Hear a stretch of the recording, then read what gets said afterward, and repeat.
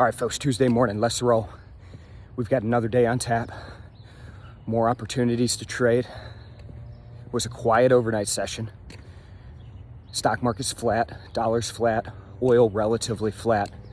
Not seeing a lot of action in this market as we head into the holiday. That said, talked about it yesterday. We do have some big data, some big risk events, potential risk events coming out this week. Everybody's waiting for that jobs report on Friday. Infrastructure bill discussions, still a lot going on.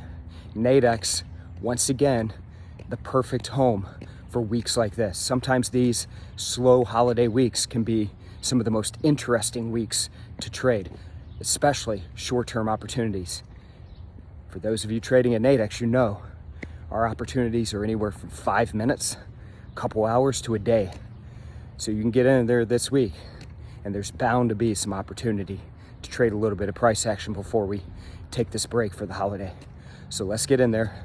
Let's have a little bit of fun. Let's get ready. Big jobs report coming out on Friday. Make sure you're ready for it. And then we'll celebrate 4th of July. All right, folks, everybody have a good day. I'll check in with you tomorrow.